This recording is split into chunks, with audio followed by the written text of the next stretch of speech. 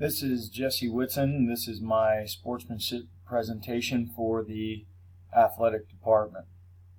Today we'd like to talk about sportsmanship, and specifically we're going to focus on our pillars of sportsmanship.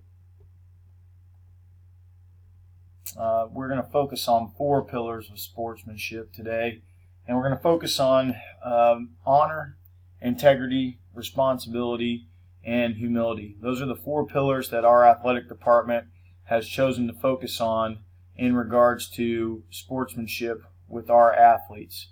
In the coming slides, we'll discuss what each of those pillars looks like in action. Number 1 is honor.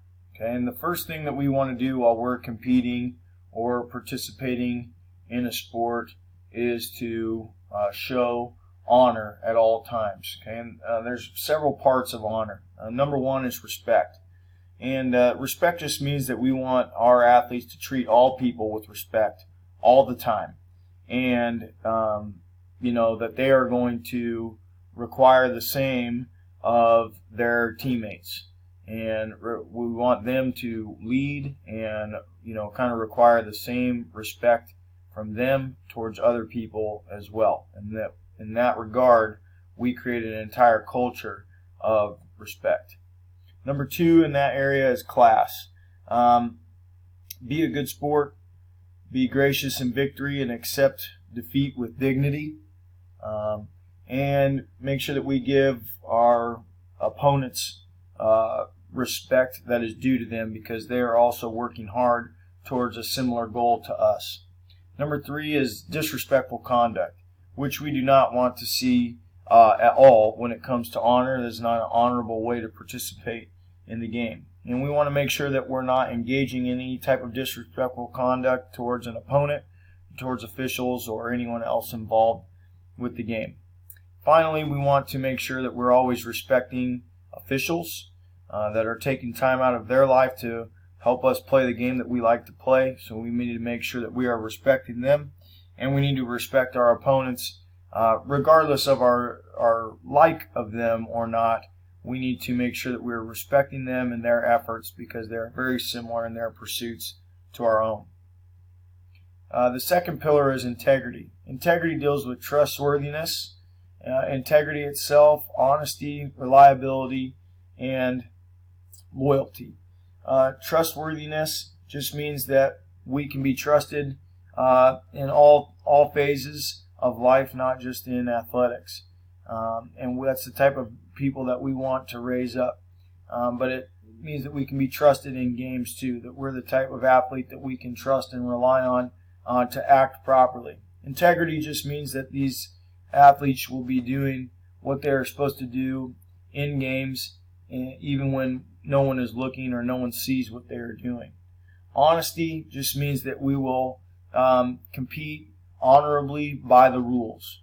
Reliability just meaning that they are going to fulfill their commitment to the team, and loyalty meaning that they're loyal to their school, the team, and put everything like that above their own personal well-being and personal glory.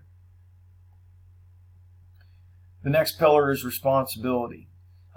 This area just means that there's many things that our athletes need to be taking responsibility for in their athletic career. Number 1 thing that they need to be responsible for is their education, and focusing on their grades, making sure that is where they're supposed to be, that their grades are where they're supposed to be in the classroom. Number 2 is role modeling. They have a responsibility to be role models for the younger kids who are coming up, who will eventually go to high school there one day. They're setting the example for them, and need to set a good example for them to model themselves after eventually someday. Number 3 is self-control. Exercising self-control in game situations. This also goes right along with role modeling. Exhibiting self-control, not fighting, showing excessive displays of anger, frustration, not being humble during games, we need to make sure that we are showing self-control in every way possible during games and in practices. And number 4 is integrity of the game. Make sure that we are upholding the integrity of the game. Basically, play according to the rules, and don't find ways to cheat or sidestep the rules. Make sure that we're upholding the integrity of the game and play it the way it's supposed to be played. Next is humility. This is very simple. We basically want our athletes to be humble in victory or defeat. And that goes back to the self-control from the other pillar as well. Make sure that we are controlling our emotions regardless of the outcome of the game. Number 2, honor our opponent regardless of the outcome. Again, we've spoken about it multiple times, but our opponent is a hardworking individual or hardworking team, just like we are, and we need to respect that and honor them and their effort, because ultimately it is just a game. Number 3 is that the game is bigger than any individual to ever play it, and so that should always be our mindset as we compete, that the game is going to give us more than one individual can ever give it, and therefore we need to respect the game and play it the right way.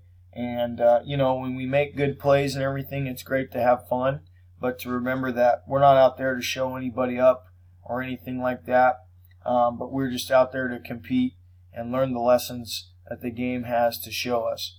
And so those are our 4 main pillars. Now, moving on, I'd like to talk a little bit about roles.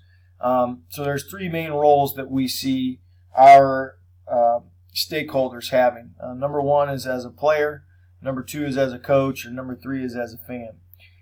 So as a player, you're just the participant. Your job is simply to do your best at every practice and competition, both as an athlete and as a supportive teammate and team leader.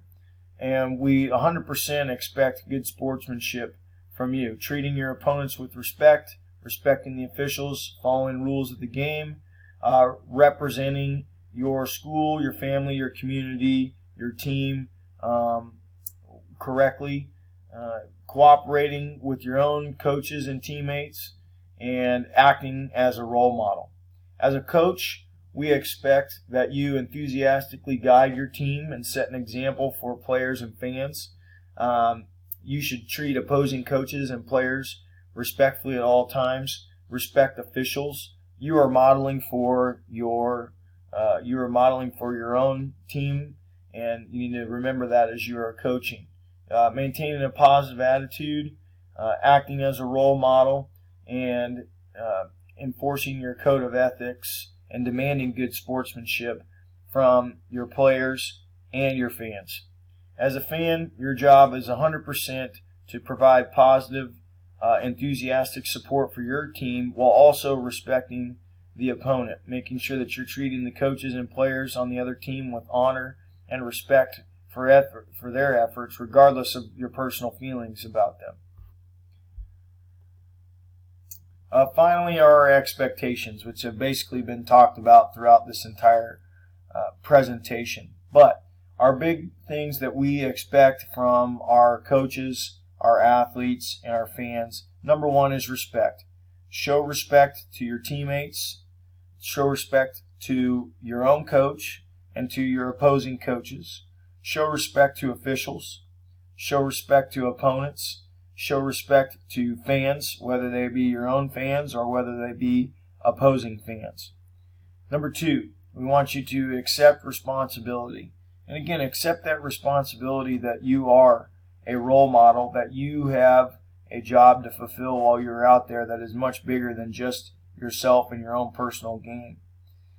Number 3 is to play the right way, play with integrity, uphold the integrity of the game, play by the rules, give everything that you have within inside of those rules in order to win. And number 4 is to be a role model. We expect all of our stakeholders in our program to act properly, act as a role model for those that will be coming up and following in their footsteps in the program. Thank you for your time. This has been my presentation on sportsmanship.